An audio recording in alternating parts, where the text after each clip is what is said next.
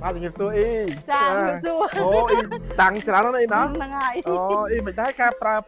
từ lượt năm ta cầu bao nhiêu mình đã y Ở đây đây mơ tới một sự việc với con bà. ô thì ở đây đó Nâng ai. ba y lụa đại chứ y này hàng giờ đi Bạch ban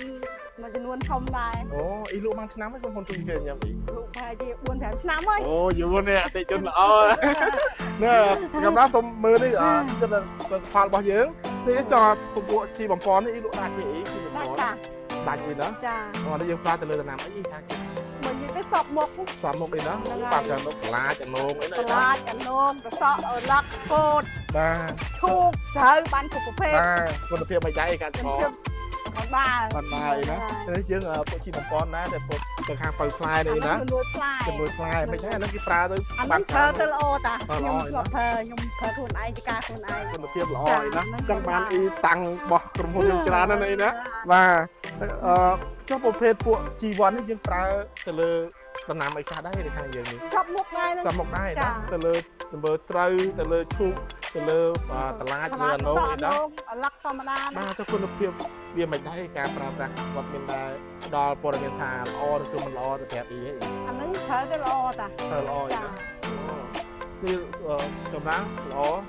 ជីវ័នរបស់ជំនុំជីវជាញឹមប្រើបានគ្រប់ដំណាំចុះអីតាក់តងទៅលើឆ្នាំស្មៅរបស់យើងពួកជីវជាតិនេះមិនដែរអីស្លាប់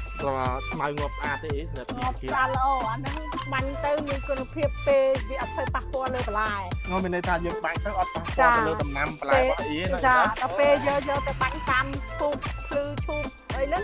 វាអត់ងាប់វាឈូកងាប់ប៉ះឈូកងាប់បាទមានន័យថាគ្នាទេ បាទមានន័យថាដំណាំយើងបាញ់ទៅអត់ឲ្យងាប់ឈូករបស់យើងទេអត់ឲ្យងាប់ដំណាំរបស់យើងទេណា វាអត់ធៀបងាប់តាមកៅអៅតគ្នា ហើយអ៊ីលូបានច្រើនទេណា ចា លូបានច្រើនបាទអរគុណម្ចាស់ហ្នឹងបើយើងអាចលេងមួយថាកក់អីអត់អីនេះបានណា ហ្នឹងហើយ អានោះធ្វើឲ្យកាន់មានសុខភាពអីណាបាទហើយចុះជាចុងក្រោយអ៊ីមានអីផ្ដាំផ្ញើទៅអតិថិជនដែលគាត់អត់ទាន់បានប្រើតែឲ្យមកជួយទិញនៅផ្ទះអ៊ីនៅភូមិណាដែរជួយប្រាប់ទៅ ខ្ញុំសូមដល់ជំរាបដល់បងប្អូនកសិករទាំងអស់ជួយទិញជីសភាញញឹមព្រោះប្រើទៅមានគុណភាពល្អចូលរួមជួយទិញឲ្យបានច្រើនបាទបើចង់បានទិន្នផលខ្ពស់ ហ្នឹងហើយចង់បានទិន្នផលខ្ពស់សូមមកជីសភាញញឹមនៅផ្ទះខ្ញុំឈ្មោះរស់សុខេននៅភូមិឈើទាឃុំត្រែងចាញ់ស្រុកមុខកំពូលខេត្តកណ្ដាល បាទបើសិនជាបងប្អូនមានចំណាប់អារម្មណ៍ចង់បានជីកសិកម្មទាំងថ្នាំទាំងជីបងប្អូនអាចមករកបាននៅឌីប៉ូទីរស់សុខេនហើយគាត់បានលើកឡើងថាគាត់នៅភូមិឈើទាភូមិត្រែងចាញ់ស្រុកមុខកំពូលខេត្តកណ្ដាលជាចុងក្រោយសូមអរគុណ ចា